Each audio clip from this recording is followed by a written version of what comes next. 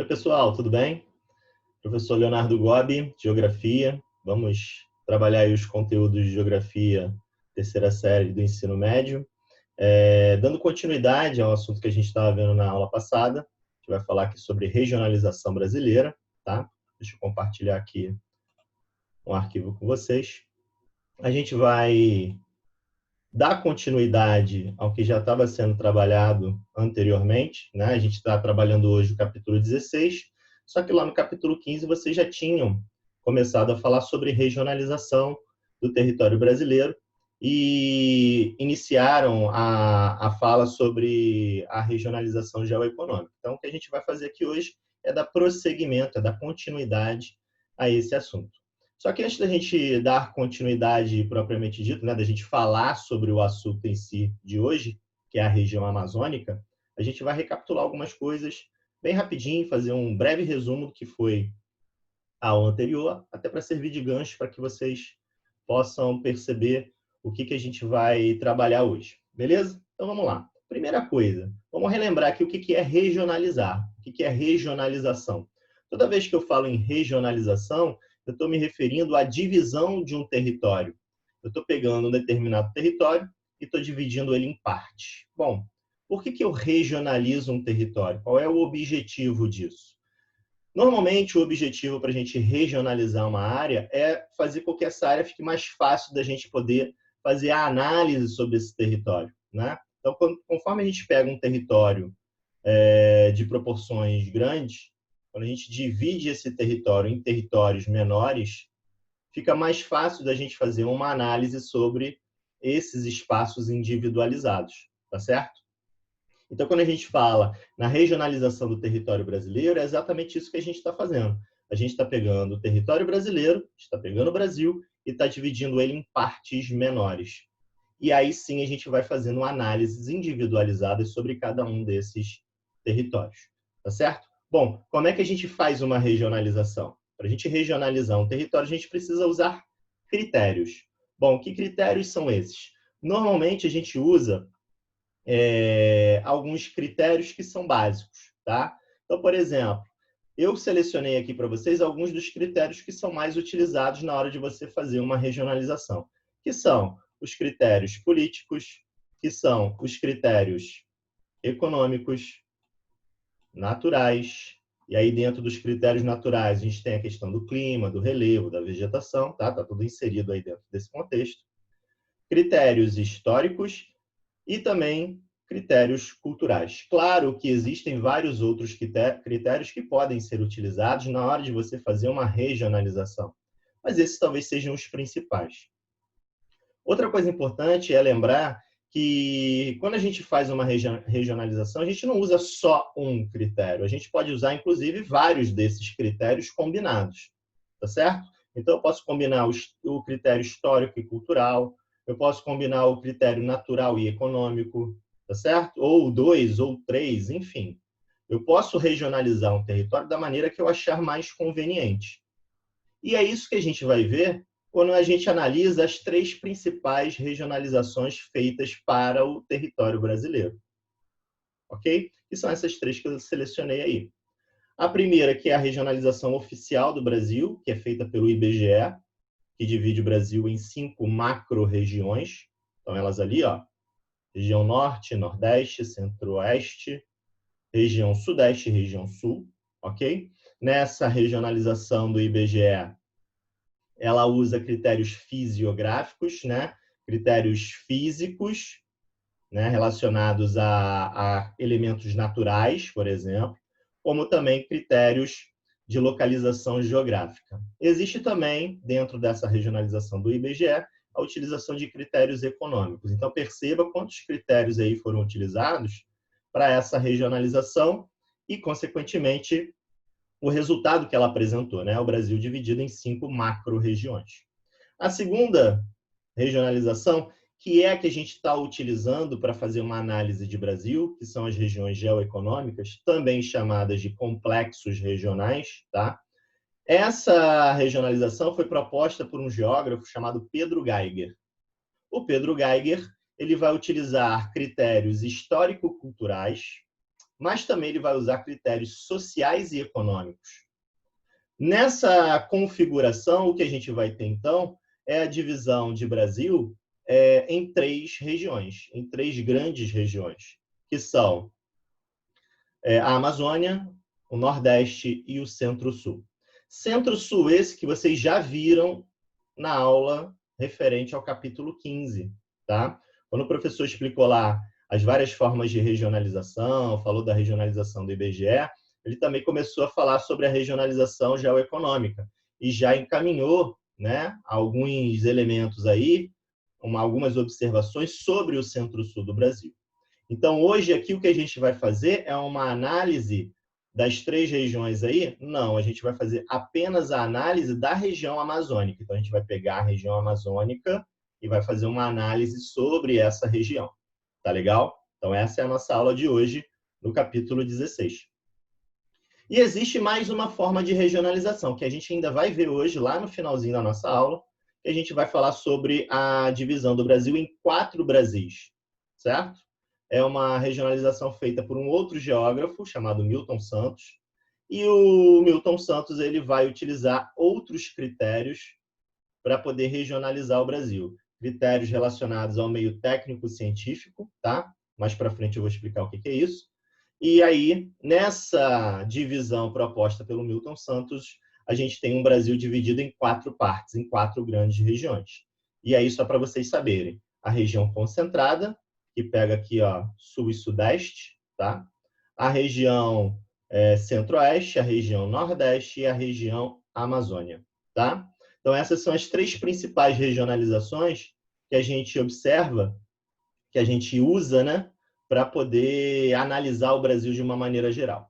Nós aqui, no Força Máxima, acompanhando a apostila de vocês, a gente vai usar a segunda regionalização, que é a geoeconômica, para fazer essa análise de Brasil. Tá legal? Então, vamos lá. Vamos dar continuidade aqui.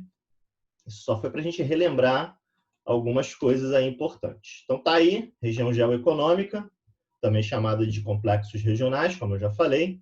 Então, ali, ó, Amazônia, Nordeste e Centro-Sul. Então, nossa aula hoje vai focar na região amazônica, e a gente vai observar que essa regionalização aí ela é bem interessante, diferente, por exemplo, da do IBGE, porque a do IBGE, o limite entre as regiões acompanha o limite dos estados. Essa aqui vocês podem observar que essa regionalização, deixa eu mudar a cor aqui. Essa regionalização, ela não acompanha o limite dos estados. Então, veja, por exemplo, aqui, ó, o Maranhão, ele está um pedaço na região Nordeste e outro pedaço na Amazônia. Aqui, ó, Minas Gerais tem um pedaço dela aqui na região Nordeste e outro pedaço no Centro-Sul. O Tocantins, a mesma coisa, um pedaço na Amazônia, um pedaço no Centro-Sul e também um pedacinho no Nordeste. E aqui, ó, Mato Grosso, um pedaço na região amazônica e outro pedaço na região Centro-Sul. Aí vocês podem perguntar assim, mas professor, por que isso? Porque como ele levou em consideração aspectos socioeconômicos e histórico-culturais, não necessariamente dentro de um mesmo estado você tem características homogêneas. Tá certo? Então, por exemplo, essa região sul aqui de Mato Grosso é uma região mais desenvolvida e se assemelha muito mais ao que é o Centro-Sul do que é a Amazônia, por exemplo. A mesma coisa vale, por exemplo, para esse pedaço aqui, ó, do Maranhão. Esse pedaço do Maranhão, ele se assemelha muito mais às características de Amazônia do que de Nordeste. Então, na hora da regionalização, ele vai procurar em comum, né, obedecer o que há em comum entre essas regiões. Então, não importando se um estado ele vai ficar totalmente inserido ou somente uma parte dele dentro de uma região. Tá legal? O que vale aqui a gente observar também é que essa regionalização ela foi desenvolvida pelo Pedro Geiger lá na década de 60, tá? Como eu falei, a regionalização oficial é do IBGE, mas a gente pode usar outras formas de regionalização para poder fazer uma análise sobre um território qualquer, tá? Nesse caso específico aqui nosso, sobre o território brasileiro. Muito bem. Dando prosseguimento aqui, vamos falar então sobre a Amazônia, né? Que é o tópico da nossa aula de hoje. Quando a gente fala em Amazônia, a primeira coisa que a gente pensa é justamente na questão da floresta amazônica, de uma área pouco explorada, e é verdade. É uma região que sofreu um processo de ocupação, do ponto de vista histórico, mais recente, né? Por mais que a região norte do Brasil ela já venha sendo explorada desde o período colonial, né? Lá desde o século XVII, com a expansão das drogas do sertão, por exemplo, a gente vai lembrar que essa região norte ela ficou muito tempo, né, sendo negligenciada, deixada de lado. Até porque o principal centro econômico do Brasil, desde o período colonial, foi o Nordeste e depois o Sudeste. Né? A ocupação ela se concentrou ao longo do litoral, então a gente vai perceber que, de certa forma, a região norte, a região amazônica, ela foi uma região que foi deixada de lado durante muito tempo. Claro que houve todo um processo de exploração. No século XIX, a gente teve o ciclo da borracha, importante para o desenvolvimento daquela região, mas não ao ponto de desenvolvê-la de forma mais efetiva, principalmente do ponto de vista econômico, correto? Isso só vai acontecer mais ou menos a partir da década de 60, década de 70, quando o governo militar, então, ele vai propor uma série de ações sobre essa região para tentar desenvolvê-la, tanto do ponto de vista econômico quanto do ponto de vista social. Tá? Uma característica importante da região amazônica é o fato dessa região ela ter um desenvolvimento econômico muito pautado no setor primário. Quais são as características do setor primário da economia? Bom, são atividades muito voltadas para a agricultura, para a pecuária, para o extrativismo, seja ele extrativismo mineral, seja ele extrativismo vegetal, certo? Então, são atividades muito voltadas à exploração do setor primário. E até hoje não é diferente. A gente percebe que, por exemplo, o setor secundário ele tem uma participação pequena em relação ao desenvolvimento econômico da região. Né? O setor secundário, só para lembrar, o setor vinculado ao setor industrial. Tá certo? Muito bem. É uma região muito extensa, né? Representando aí 60% do território nacional, só que com uma taxa de ocupação de aproximadamente 7% da população total do Brasil. Então, quer dizer, é um grande vazio demográfico. O que significa o vazio demográfico? É uma área muito grande, porém pouco populosa, certo? Muito bem. Para que essa região pudesse ser explorada mais efetivamente, o governo militar, né, lá na década de 70, ele vai promover a criação do que a gente chama de um projeto de desenvolvimento regional. Tá? E, para isso, foi necessário criar o que a gente chama de uma área de exploração, de uma área de delimitação, melhor dizendo, chamada, então, de Amazônia Legal. O que é a Amazônia Legal? Bom, a Amazônia Legal ela tem como função delimitar a área que vai receber esses investimentos governamentais para o desenvolvimento, tanto do ponto de vista econômico quanto do ponto de vista social. E aí eu selecionei para vocês um mapa aqui que é bem ilustrativo, mostrando essa regionalização. Só para a gente poder reafirmar aqui, né, a definição do que é a Amazônia Legal, está ali, ó, até coloquei em destaque. Planejar e promover o desenvolvimento social e econômico dos estados da região amazônica. Então, era um plano de ação para que você pudesse desenvolver essa região. E aí, quando eu falo em plano de ação, eu estou falando uma série de projetos que a gente também vai ver ainda nessa aula de hoje, tá? Projetos relacionados à infraestrutura, né? Construção de rodovias, ampliação de portos, a questão da criação de usinas geradoras de energia. A gente vai ver que vão ter investimentos na área de projetos de exploração mineral, nas áreas de exploração agrícola, certo? Estimulando a ocupação dessa região e, ao mesmo tempo, promovendo o desenvolvimento econômico. Beleza? Muito bem. Vamos ver agora no mapa a área da Amazônia Legal. Então, tá aí, ó.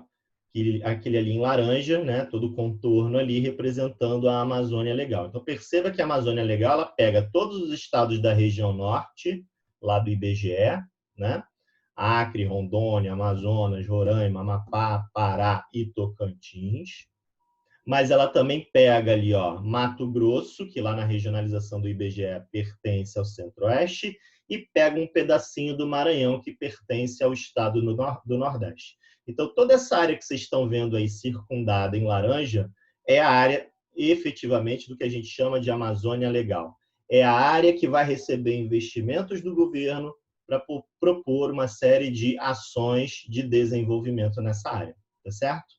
Só para vocês não confundirem, a Amazônia Legal não tem nada a ver com o bioma amazônico, né? O bioma amazônico tem a ver com a fauna, com a flora, a floresta amazônica, né, em si.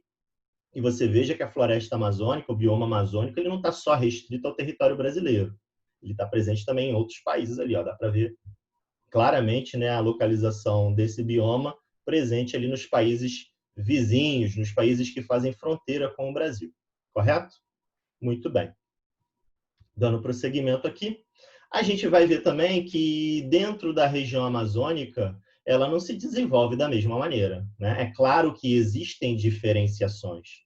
Você não pode entender que toda aquela região amazônica ali ela vai se desenvolver da mesma maneira. Muito pelo contrário. A gente vai perceber que tem áreas que vão se desenvolver muito mais e áreas que vão se desenvolver menos.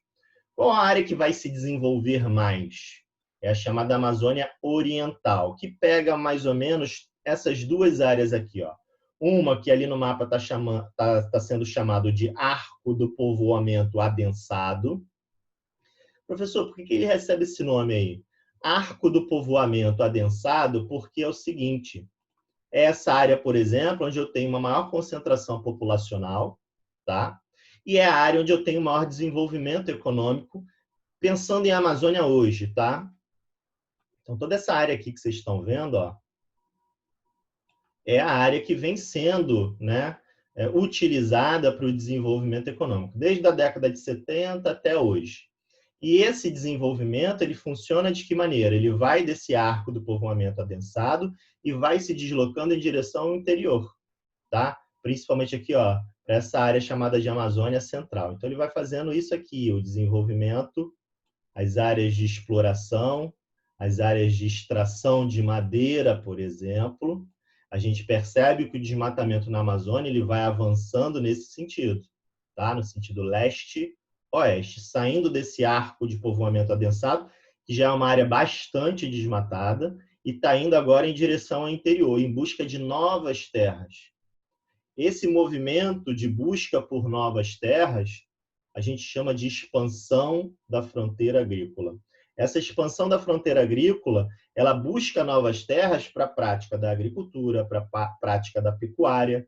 Então, o desmatamento ele ocorre nesse sentido aí, ó, ele vai saindo dessa área mais a leste e indo em direção ao interior mais para oeste, tá? Então, a chamada Amazônia Oriental, que foi o que eu grifei aqui em cima, ó, tem a ver com esses dois conjuntos aí. Arco do Povoamento Adensado, Amazônia Central. Professor, o que se desenvolve nessa região aí? Nessa região a gente tem área de produção agrícola, muita área de produção agrícola, muita área de pecuária. A gente tem uma área de pecuária extensiva muito grande nessa região. A gente tem o desenvolvimento econômico em vários tipos de setores, comercial, industrial, mas esses setores, né, esse desenvolvimento econômico no setor secundário e terciário, como eu falei lá anteriormente, ele é muito pequeno. O que a gente tem é um forte desenvolvimento nos setores primários da economia, agricultura, pecuária. Só que para eu praticar agricultura e pecuária, eu preciso o quê? Eu preciso retirar a vegetação nativa. Então, é quando eu tenho um aumento dos índices de desmatamento, de queimadas. A gente tem observado, tem saído na imprensa aí nos últimos meses, um aumento considerável do desmatamento na Amazônia. O que está acontecendo? Está havendo uma expansão da fronteira agrícola. Produtores rurais buscando novas terras para plantar, né, para criar gado, estão invadindo as terras, né, em geral terras do governo ou terras indígenas, e esses agricultores e esses pecuaristas estão querendo ampliar o tamanho de suas propriedades, tá? Isso tem um impacto muito grande no meio ambiente, claro, certo? A gente vai perceber que o desenvolvimento dessa região ele vai passar também por uma questão da construção de rodovias, a gente vai falar sobre isso um pouquinho mais na frente. E como eu falei anteriormente, a área da Amazônia Ocidental, essa região aqui, até por ela estar um pouco mais afastada do principal centro, né, de desenvolvimento econômico, é uma área ainda pouco explorada, onde o desenvolvimento econômico é muito pequeno, né? Então a gente vai ver que o início do desenvolvimento de ocupação e exploração feita pelo governo militar, ele se deu nessas áreas aqui, onde hoje é a Amazônia, que a gente chama, né, de Amazônia Central e Arco do Povoamento Adensado. Tá legal? A gente vai ver mais características mais para frente. Vamos lá. Só para vocês terem um panorama geral do que é a região amazônica, tá? Bem diferente, por exemplo, do que é o Centro-Sul, que vocês já viram na aula anterior. Beleza? Bom, dando continuidade aqui. Áreas antropizadas da Amazônia Legal. Professor, que nome estranho é esse, antropizadas? Antropizadas tem a ver com ação antrópica. O que é a ação antrópica? É a ação do homem. Como o ser humano, né, como o homem, ele atua na degradação desse espaço, desse ambiente. Tá? Então, toda vez que o ser humano ele atua na modificação, na transformação da paisagem, a gente chama isso de ação antrópica. Então, a gente vai perceber, pelo fato da região amazônica ser uma região que ainda preserva muito do seu ambiente natural, a gente vai perceber que essas ações antrópicas, ao longo do tempo, elas vão sendo intensificadas, tá certo? Bom, ações antrópicas mais comuns nessa área, e a gente já falou aqui, desmatamento, queimada, tudo isso por conta da questão do desenvolvimento econômico na região. A gente tem que pensar que a região amazônica ela é uma região que foi ocupada mais recentemente, desenvolvida mais recentemente, mas ela tem toda uma dinâmica, né, histórica. Então, vamos perceber aqui coisas importantes, tá? Que são os seguintes. Problemas identificados nessas áreas antropizadas. Por que essas áreas elas possuem problemas? Pelo seguinte, narcotráfico. O que tem a ver o narcotráfico com a questão da exploração dessa região? Como eu falei, é uma região de grande preservação ambiental. A gente viu no mapa anterior lá, da Amazônia Legal, que o bioma amazônico ele se expande para além das fronteiras nacionais, porque o bioma amazônico está presente também em outros países. Há condições de fiscalização muito efetivas nessa área? Não, porque é uma área muito grande. Fiscalizar a floresta amazônica, toda aquela área de fronteira do Brasil com os países vizinhos, é muito complicado. Então, o que acontece? Muitos traficantes, né, principalmente de drogas, mas também de armas, aproveitam essa grande extensão da fronteira brasileira, nessa parte mais ao norte, na região amazônica, para poder entrar por ali, trazendo, então, drogas e armas de outros países para dentro do Brasil. Tá certo? Então, esse é um problema devido ao tamanho das fronteiras dessa região amazônica. Outro problema muito recorrente nessa região é o garimpo ilegal. Qual o grande problema? A gente sabe que debaixo do solo amazônico ali existem muitos recursos minerais. Tá certo? Então, existe ali uma necessidade de algumas pessoas de explorarem essas áreas.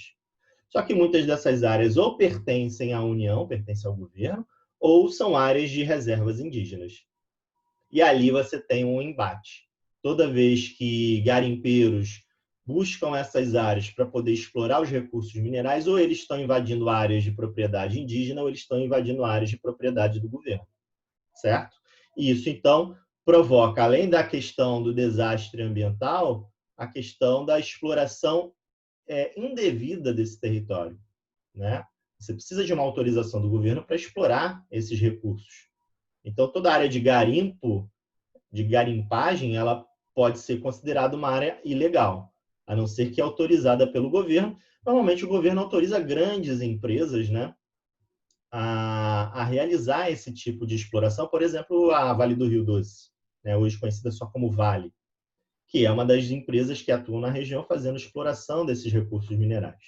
Outra questão importante para a gente analisar é a biopirataria. A gente sabe que existe uma riqueza na fauna e na flora dessa região, né? Muitas plantas ali que podem ser utilizadas como princípios ativos para a fabricação de vários medicamentos. A gente sabe que muitas dessas plantas têm sido contrabandeadas para fora do Brasil, principalmente levadas para países desenvolvidos, onde possuem grandes laboratórios farmacêuticos que desenvolvem uma série de medicamentos. Só que o que acontece? Você está tirando do seu ambiente natural uma determinada planta sem a autorização do governo. Isso é crime, certo? Então, para você fabricar um remédio baseado numa planta nativa da região amazônica, você precisa ter autorização do governo, e o governo brasileiro deveria ganhar royalties na hora de você desenvolver esses medicamentos. O Brasil deveria ser remunerado por isso. E o que não acontece, porque como muitas dessas plantas às vezes são contrabandeadas, tá certo? Você não tem um controle sobre isso. Conflitos fundiários, a gente acabou de falar, a questão do garimpo ali, por exemplo, né? Então, existem conflitos de terra, pela posse de terra, envolvendo principalmente aí povos indígenas e camponeses. Em geral, grandes latifundiários, tá certo? E a questão da imigração ilegal. Claro, como a gente falou também que tem uma grande área de fronteira, né? É fato que muitas pessoas podem entrar e também sair, né? Daquela área sem nenhum devido controle. Então, esses são problemas recorrentes na região amazônica ainda hoje. E a gente vai ver que, mais para frente, alguns desses problemas, eles, infelizmente, se agravaram nos últimos anos. Ok?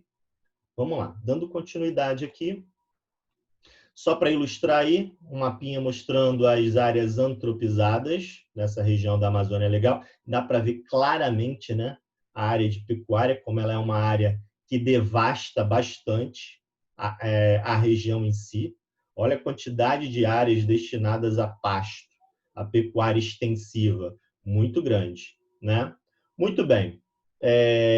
Aí tem a área de agricultura, a área de reflorestamento, bem insignificante pelo visto, né? Pouco aparece ali. Então, dá para ver claramente que as atividades do setor primário, principalmente a agricultura e pecuária, são os principais responsáveis por essa degradação realizada pela ação humana. Tá? Bom, vamos lá. Desenvolvimento da região amazônica. Quando se deu esse desenvolvimento aí, o início desse desenvolvimento? Como eu falei lá no início da nossa aula, década de 70, governo militar visava, então, ocupar, intensificar, na verdade, o termo melhor é esse, né? Intensificar a ocupação das áreas do norte do Brasil. Tá? Para isso, houve todo um planejamento, a criação de um programa, chamado de Programa de Integração Nacional, e que visava, de fato, como eu falei, explorar essa região economicamente, explorar essa região do ponto de vista econômico, né? Uma forma de integrar essa região ao restante do país. Beleza? E para isso, o governo militar usava diferentes tipos de slogan, né, de propaganda, para poder não só estimular a ocupação da região, mas também de reafirmar a necessidade de exploração dessa área. Então, por exemplo, eu separei dois aqui, que eram muito utilizados na época, dois slogans, né, duas propagandas que eram muito utilizadas na época para poder reafirmar tudo isso. A primeira, integrar para não entregar. O que significa isso? É você buscar a integração da região amazônica, né? Trazer a região amazônica para dentro do território brasileiro, no sentido econômico, de integrar essa região a todas as outras regiões do país, né? E aí desenvolver economicamente o Brasil como um todo, para não para não entregar esse território na mão dos países vizinhos ou de outro país que pudesse chegar ali e explorar essa região sem o consentimento do governo federal. Tá? Então, daí o termo integrar para não entregar. Beleza? E um outro slogan muito utilizado era terra sem homens para homens sem terra.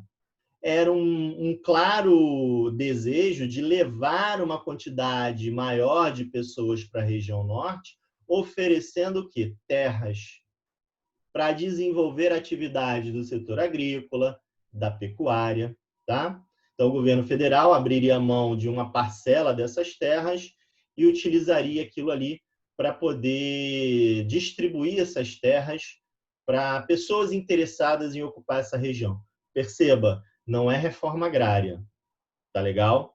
Reforma agrária, ela envolve aí outros conceitos, de diminuir a concentração de terras na mão dos latifundiários e redistribuir melhor essas terras. Não era o caso. Ele oferecia terras a quem quisesse ir, inclusive latifundiários. Então, quer dizer, não era a realização de uma reforma agrária, era uma tentativa de oferecer terras para ocupar a região. Tá legal? Vamos lá. Dando prosseguimento aí, ó. Duas coisas são muito importantes para a ocupação desse território. É tentar integrar ele, né, lá como o slogan dizia, integrar de que forma? Através da questão dos meios de transporte.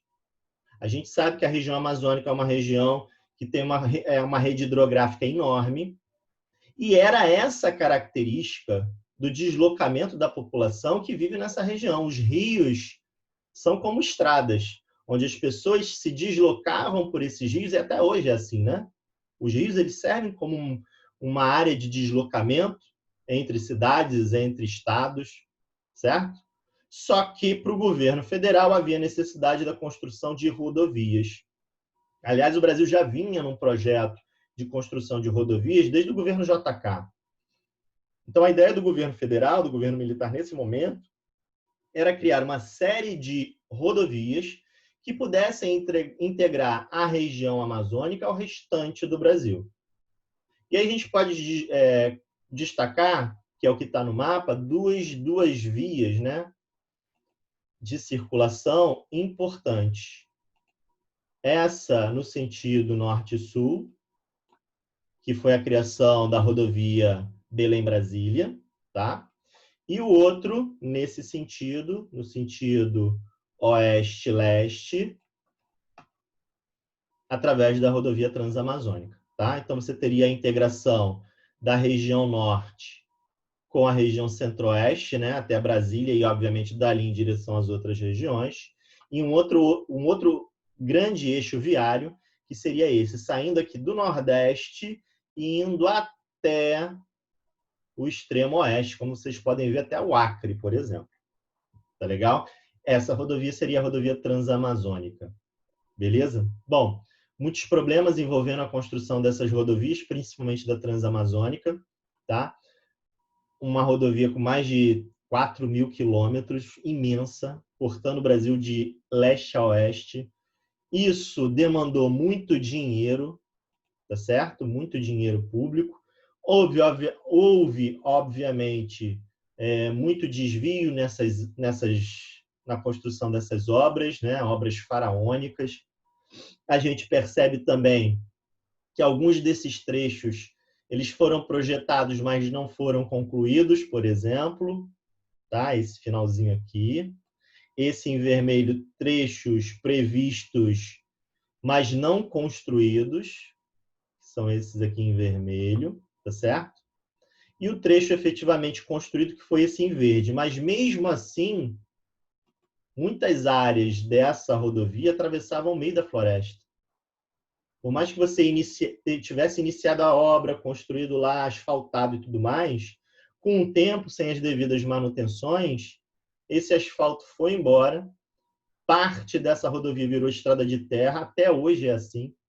Então, os caminhões carregando cargas muito pesadas, toda vez que chove na Amazônia, isso acontece todo dia, né? Então, você vê cenas de caminhões atolados, às vezes dias, semanas atolados lá, sem que tenha um resgate disso. Então, quer dizer, é uma rodovia que não funciona em sua plenitude. Tá? Aliás, poucos trechos da Transamazônica elas são asfaltadas e funciona bem. Tá? Então, esse projeto idealizado durante o governo militar, ele foi colocado em prática, não em sua totalidade, e hoje em dia a falta de manutenção acaba que faz com que essa rodovia ela não tenha a importância que ela deveria ter, tá certo? A Belém-Brasília é muito mais utilizada hoje, mas mesmo assim em estado muito ruim também. Então, quer dizer, as rodovias que foram criadas para tentar integrar a região amazônica ao restante do Brasil acabaram que não funcionaram como deveria funcionar. Certo? Muito bem. Vamos perceber aqui, dando continuidade, que para tentar desenvolver a região, né, foram desenvolvidos vários projetos, só que para poder controlar e comandar o desenvolvimento desses projetos, foi desenvolvido um órgão de planejamento, chamada SUDAM, Superintendência de Desenvolvimento da Amazônia. Tá? Ela é proposta lá na década de 60, final da década de 60, está ali, né, 67, mas ela só vai funcionar mesmo a partir de 72. O que a SUDAM faz? Ela vai desenvolver esses projetos e vai fiscalizar a aplicação desses projetos de desenvolvimento econômico, né? Os mais variados projetos. Projetos de desenvolvimento agrícola, de extração mineral, enfim. E o objetivo, obviamente, era fazer com que essa região se desenvolvesse economicamente em sua plenitude. Tá? Então, a SUDAM era o órgão responsável, o órgão principal do governo federal por fiscalizar todos esses projetos, por distribuir o dinheiro necessário para a realização desses projetos. Ok? Muito bem. Bom, um desses projetos foram as agrovilas. Tá? O que são as agrovilas? As agrovilas são pequenas áreas de produção agrícola, né, que iriam se localizar ao longo das rodovias, e ali você ia propor o desenvolvimento de agricultura, de atividades agrícolas, e aproveitando a proximidade com as rodovias, dali você conseguiria escoar essa produção. Tá? Então, é um projeto que nasceu à margem das rodovias, uma delas a Transamazônica. Essa aí, ó, BR-230. Tá? Então, a gente tem um trechinho ali da Transamazônica. E aí dá para vocês observarem o seguinte, essas agrovilas elas vão se localizar perpendicularmente a esse eixo viário principal, que no caso ali é a Transamazônica. Então, veja que ocorre um processo de formação bem característico dessa região, ó, que todas essas agrovilas e essas áreas de ocupação perpendiculares ao eixo viário, elas promoveram, claro, um desmatamento ali. Muitas cidades surgiram ao longo, né, dessa rodovia transamazônica. Tá? Então, como elas realizaram ali um processo de ocupação perpendicular a esse eixo principal, vocês vejam que o desmatamento proporcionou a criação do que a gente chama de ocupação em formato de espinhas de peixe. Porque lembra, né, de fato, aquela espinha de peixe, né? A espinha principal e as vértebrazinhas ali dela. Então, esse processo de ocupação ele é bem característico da região amazônica. Tá? A gente vai ver que essas agrovilas, muitas não deram muito certo. Como eu falei, a Transamazônica foi um projeto que não se desenvolveu como deveria ter se desenvolvido. Então, muitos agricultores que foram para essa região desmataram a área da floresta amazônica para poder cultivar os seus alimentos e aproveitar esse eixo viário para escoar a produção, muitos acabaram não conseguindo desenvolver essas atividades agrícolas, por várias razões.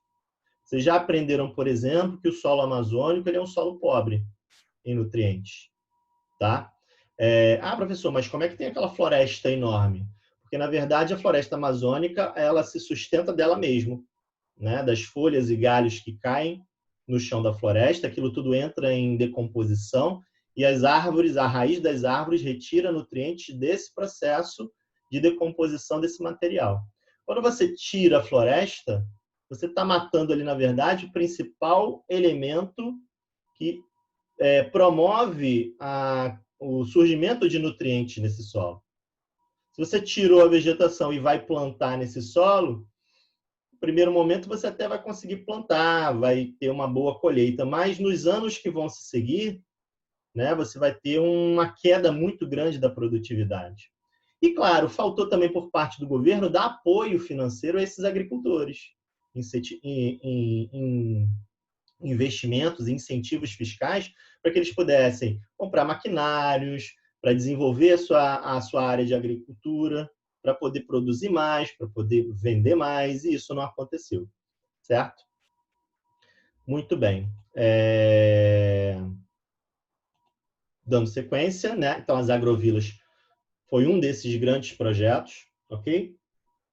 Muito bem. Dando sequência aqui,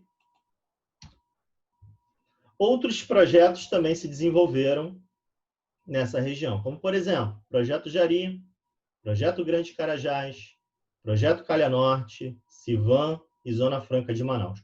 Todos esses projetos tinham como objetivo o quê? Desenvolver a região economicamente. Então, tem aí projeto de extração mineral, tem projeto aí de fiscalização das fronteiras, certo?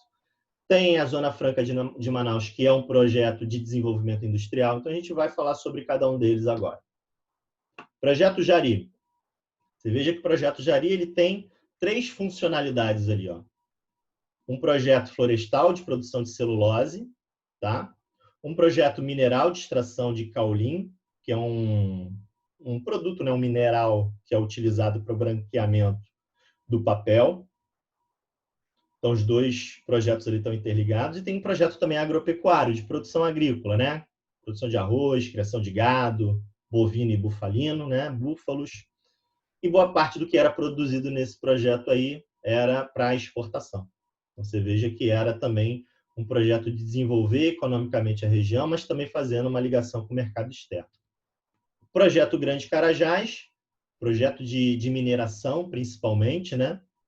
Mas não só de mineração, mas era o principal objetivo ali, a extração de recursos minerais, principalmente minério de ferro, né? Bauxita, entre outros. A gente tinha também a questão da criação de uma série de infraestruturas, por exemplo, aqui dá para ver a construção da Ferrovia dos Carajás, para ligar essa área de mineração até o Porto de São Luís, para dali esses minerais serem exportados, tá bom? Além da criação, por exemplo, de usinas hidrelétricas. Então, era um projeto bem amplo, não só de mineração, mas sendo a mineração o carro-chefe aí, o principal objetivo, tá? Projeto Calha Norte, que é um projeto de defesa, né? Pegando toda essa região aí de fronteira com os países vizinhos ali, ó, Peru, Colômbia, Venezuela, Guiana, Suriname.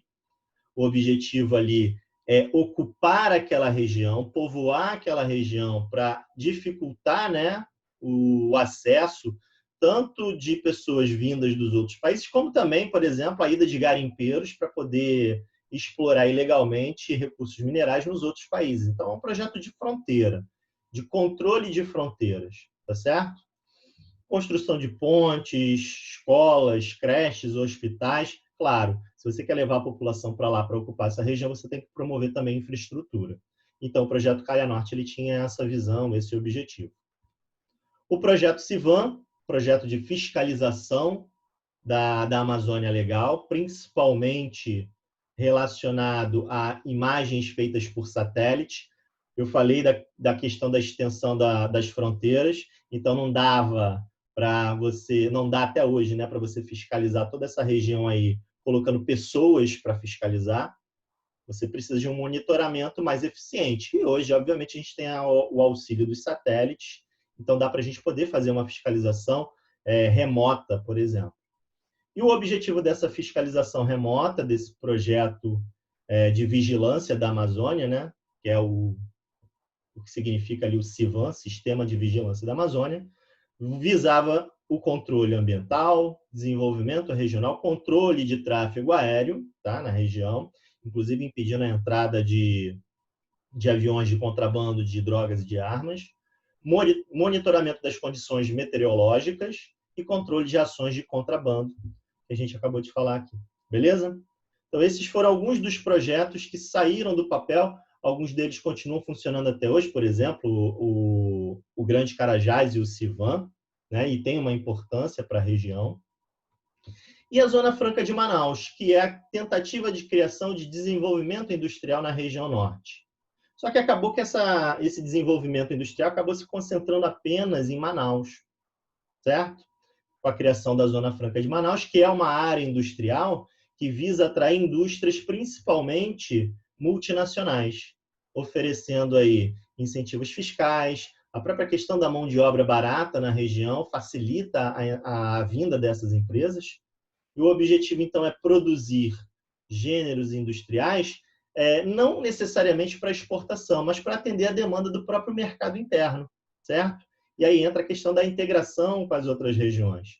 Tanto é que hoje a Zona Franca de Manaus é responsável pela maior parte da concentração de indústrias de eletroeletrônicos, por exemplo. Né? Então, ali, ó, televisores, celulares, aparelhos de som e vídeo, tá?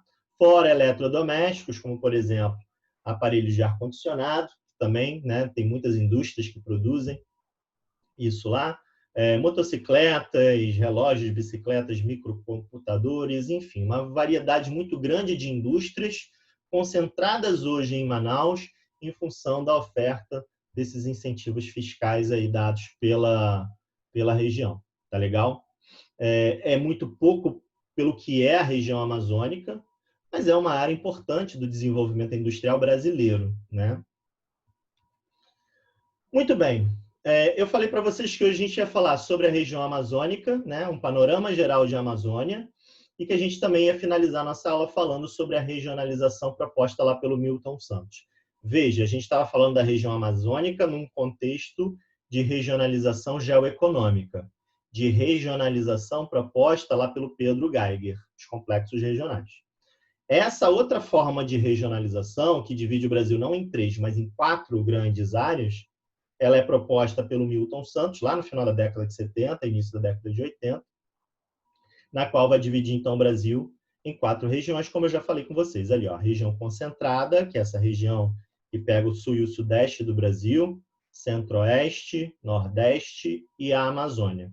E veja que é uma área diferente da área de Amazônia que a gente estava falando aqui agora. Bom, por que dividir em 4 áreas? Porque, na verdade, o Milton Santos ele propõe uma divisão que leva em consideração que critérios? Esses 2 que eu separei aqui, ó. Meio técnico, científico, informacional e o critério de fluxos e de redes. Professor, que esquisito, não entendi bem o que é isso. Veja bem, quando eu falo em meio técnico, científico e informacional, eu estou me referindo ao desenvolvimento tecnológico, eu estou me referindo ao acesso à informação. Então, ele vai dividir o Brasil de acordo com a facilidade que essas regiões têm de ter acesso à informação, de ter acesso ao desenvolvimento tecnológico. Beleza? Então, dá para perceber que na divisão do Milton Santos existe uma região que recebe e que tem, né, uma maior concentração desse desenvolvimento tecnológico, dos fluxos de informação, de mercadorias. Tanto é que ele dá esse nome a essa região. Ele chama ela de região concentrada. Por que ela recebe esse nome? Porque é nessa região onde se concentra a maior parte do desenvolvimento econômico, desenvolvimento tecnológico, de acesso à informação, dos fluxos de mercadorias, tá? Que corresponde, se a gente pegar, né, o conceito do IBGE, de regionalização do IBGE, que corresponde ao sul e o sudeste do Brasil. Então, dá para a gente perceber que essa é a região mais desenvolvida do Brasil no ponto de vista, né, da regionalização do Milton Santos, quando ele analisa em relação a esses critérios. Tá? Então, rapidamente aqui, só para a gente perceber, a região concentrada, então, vai ser a região mais desenvolvida do Brasil, né, segundo essa regionalização. Você vê ali, ó, o polígono industrial, que seria a principal área de produção industrial no Brasil. Então, pega ali, ó, São Paulo, um pedaço de Minas, Paraná, Santa Catarina e um pedacinho do Rio Grande do Sul.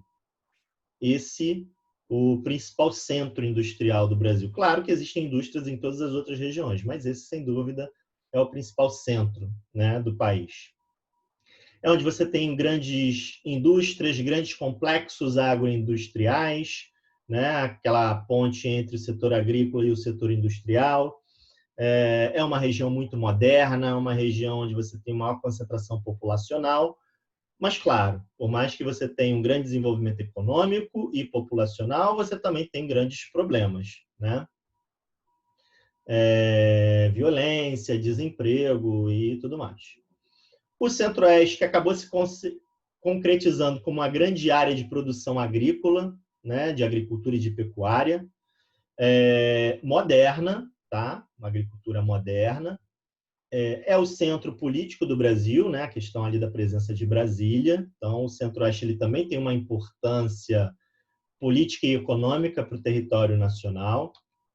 A região Nordeste, que a gente sabe das dificuldades do Nordeste, principalmente no interior, a questão da seca, da pobreza, né?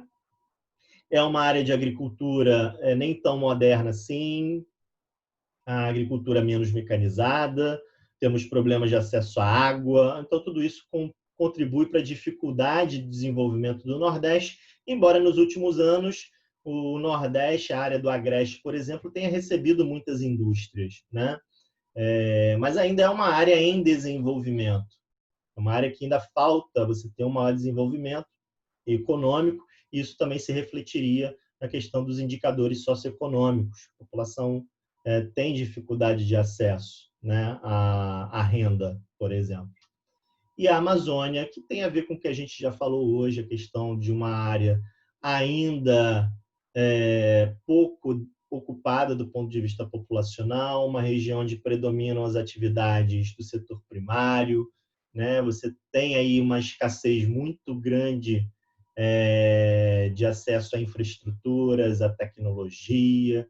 A gente tem percebido, por exemplo, nessa pandemia aí, a questão dos hospitais pouco estruturados. Então, assim, é uma condição ainda que a gente precisa perceber que a Amazônia precisa ainda se desenvolver muito mais. Tá legal? Bom, esse foi um panorama geral sobre a região amazônica. A gente vai dar continuidade a essa matéria, falando um pouquinho mais sobre a regionalização no Brasil, mas para vocês terem uma noção geral, só para a gente poder fazer uma análise melhor de Brasil. Tá legal? A gente se vê numa próxima oportunidade. Grande abraço a todos. Tchau, tchau.